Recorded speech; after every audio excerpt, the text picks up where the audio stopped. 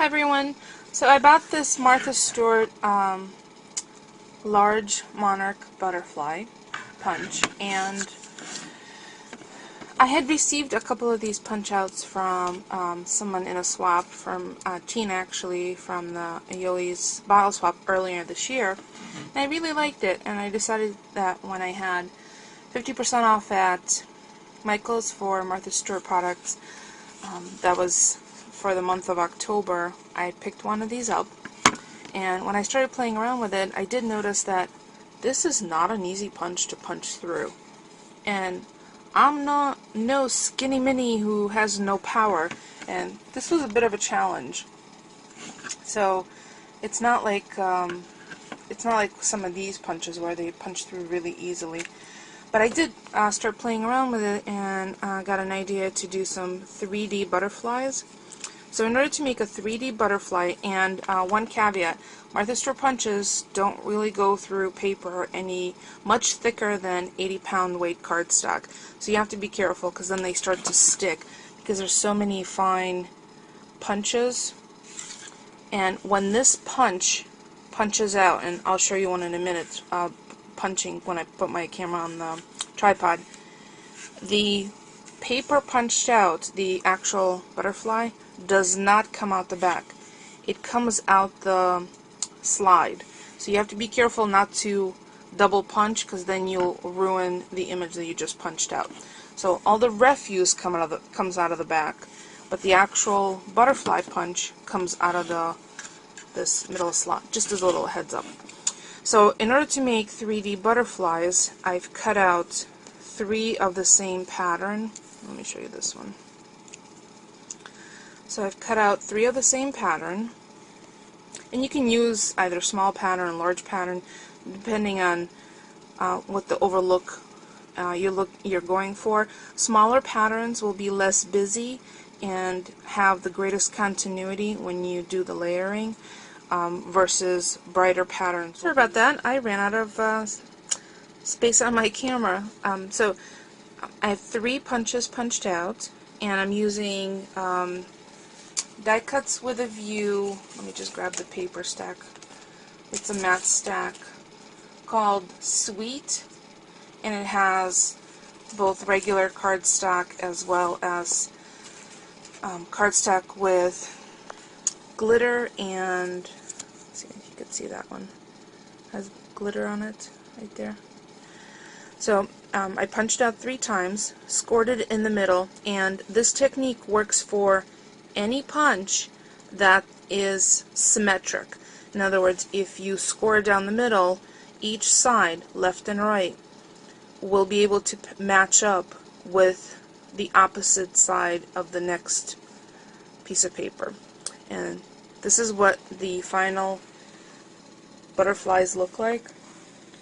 They're 3 punched out images, and they're glued, and I can't grab my I'll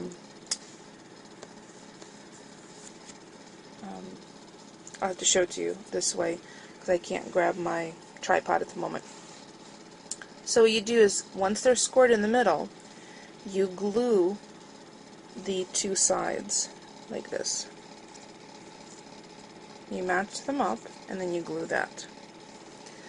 Then you let that dry a little, and then you glue this next side to this one. So the result is this.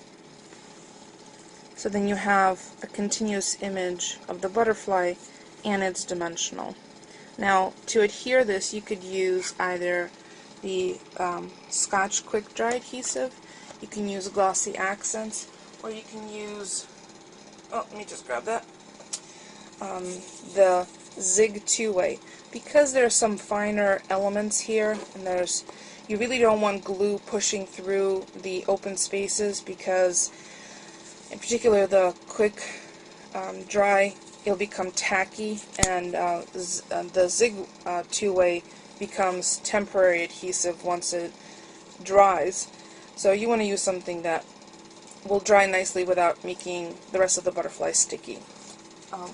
And you can use this on pages, on mini albums, on cards, and it does lie relatively flat if you want to put this on a card to mail, but it pops right back up because of the folding and the dimensions. So you would glue this side excuse me, down. I don't know what's wrong with my voice today. Sorry. So these are the three that I tried out. All of them are from the Sweet Die Cuts with a View matte stack. So it's 3 punches, 3 individual punch outs, scored down the middle and folded, and then glued side to side, then the next side to this. Just let it dry, and this is what it makes. I think they're very cute. And again, you could do this with any punch that is symmetric on both halves. So if you score it down the middle, you'll be able to match up to the next cutout on the left side. Hope that makes sense. If anyone has any questions, please leave me a comment, and I'm going to try and explore the items that I purchased, especially if I have an idea in mind. Next, I think I'll do some 3D embellishments from some of those little, the marked down Sizzix square die cut die that I just got at Michael's. Thanks for watching, everyone. One more thing, I did promise to show you how to cut, how this cuts out. So what I'm going to do is I'm going to lie this upside down, and I'm just using some scrap paper. I tried to recycle as much as possible. These were some sample lobster raffle tickets that I did. So you slide it in, and again, this is just regular copy paper. And I'm going to punch it through. Oh, alright, hold on. I'm going to see. It's not easy to do that way. And if you don't punch all the way through, oh, it did. But again, the punch out comes out of the side. So let me do that again because I totally fudged that one. So,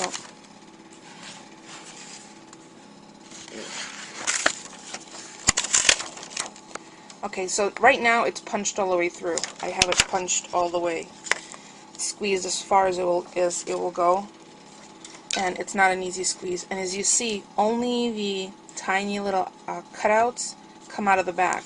When I let go and slide the paper out, you'll see that the butterfly will come out. There it is.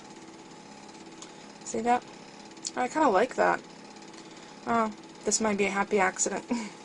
And the other thing that I want to mention is, if you add additional layers, like you could add more butterflies glued to it, and if you put a little string in the middle at the center, you can make these into darling little ornaments. Or if you use, see, I haven't tried this yet, so I can't guarantee it would work, and